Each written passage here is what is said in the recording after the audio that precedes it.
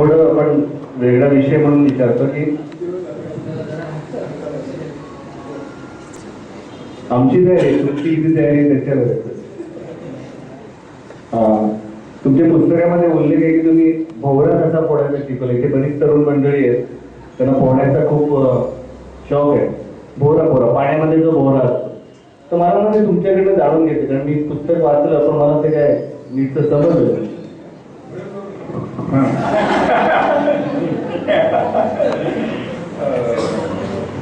तिकडे नद्या भरपूर आहेत आणि एक दिवस म्हणजे बँडोला की एक दिवस मोठी बातमी आली की बरोद्याजवळ वर्धा नदी आहे, मोठी नदी आहे वर्धा नदी.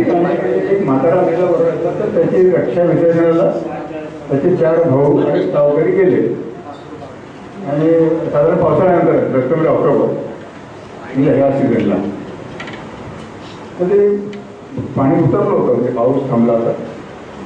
ते साधारण एक खोल पुढे गेले पाण्यामध्ये, तर आपण जरा खोल जाऊन शिरवूया असं म्हणून पहिला भाऊ आकाश घेऊन पुढे गेला तर तो खोल असल्यावर बुडला. तर तिथे भवर असेल कदाचित, म्हणजे असावाच म्हणजे तो गेला, त्याला वाचवायला बाकीचे 3 धावले तर ते 3 चौघाचे चौघे गेले. म्हणजे किती दुःखदायक घटना आहे की एका फॅमिलीचे वडील मेले, त्यांची रक्षा विसर्जनाला गेले तर ते 4 मुलं त्यात गेले. आणि ही घटना जेव्हा आईला घरी होती तेव्हा कळलं तेव्हा ती धक्का लावून ती मेली. ही मोठी बातमी पेपरला आहे लोकल तिथल्या नागपूरच्या. तेव्हा ते पेपर आले तेव्हा मी बातमी बघितली. मग आम्ही नद्यांमध्ये नेहमी जात होतो, पोहण्याची खूप सवय केली.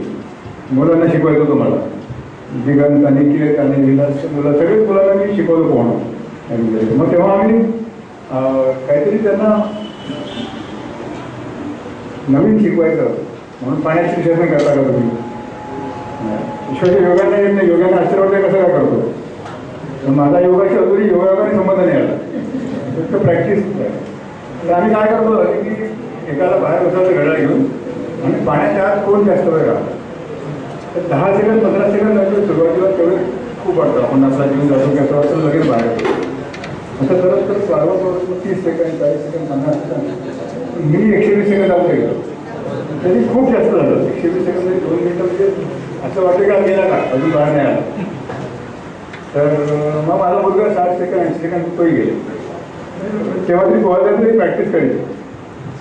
जेव्हा ही बातमी आली तेव्हा आमच्या लगेच पोहत होते. तेव्हा मग मी आणि मुलगा आणि माझा एक आदिवासी डॉक्टर पांडू तेव्हा डॉक्टर होतो पण मुलाचा क्लासमेट होता आता पिडियाट्रिशियन सायन होतो. तर त्याने आम्ही गेलं सांगितलं नाही ही दवाखाना सांभाळायचं आम्ही फिरत होतो. तर तिकडे गेलो आणि त्या भोवरा दिसला असं तुम्ही म्हटलं जरा मी जातो आधी नाही काय कारण काय नाही म्हटलं आता परवा आपण बातमी वाचली भोवऱ्यामध्ये लोक कसे म्हणतात. तर भोवऱ्यामध्ये काय असतं की फिजिक्स आहे, पाणी तुम्हाला आत तेव्हा ते बाहेर फेकणारच आहे, कारण ते त्याला काही असं आहे म्हणजे अंत आहे कुठल्या याला ॲक्शन रिॲक्शन नाही करते ते वरती फेकत असते. तर म्हटलं मला माहिती आहे की 2-2 मीटर राहू शकतो आतमध्ये. बाहेर पडलो तर लगेच ते खेळून जातं आतमध्ये गोल गोल खेळतं कारण भोवराच आहे तो आणि आतमध्ये अंधार पडतो. जेव्हा आपण खाली जातो म्हणायचं ना अंधारामध्ये डोळ्यापुढे तो माणूस कसा मरतो तर तो पहिले घाबरतो. डोळ्यापुढे अंधार एकच श्वास घेतला तर माणसाला पुढे मरायला घाबरून लगमध्ये पाणी गेले की संपलं. ड्रॉलिंगचं आपण बघतो ते तर त्या घाबरून ते सगळं मरतात आणि मग ते फुगून पेटवरती येतात तेव्हा मग फेकलं जातं. तर मी गेलो बऱ्याच वेळ त्यांनी फिरवलं आणि मग फेकलं आणि खालच्या धारेला लागलो मी.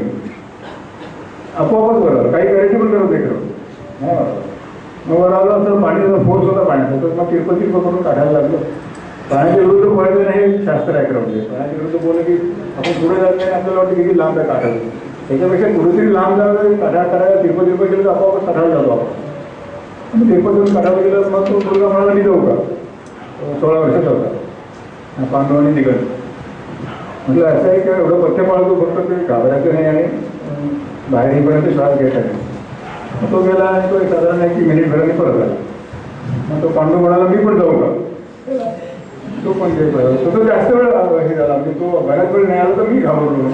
ठीक आहे मी आणि माझा मुलगा ठीक आहे आम्ही आमच्या जीवाचं घेतलं त्याला कोणाला दोष देता येत नाही पण हा आदिवासीचा मुलगा काय होईल थोडंसं 10-15 जास्त लागले त्याला. म्हटलं का असं काय झालं नाही भाऊ, मी प्रयोग केला की मी हातपाय हलवलेच नाही.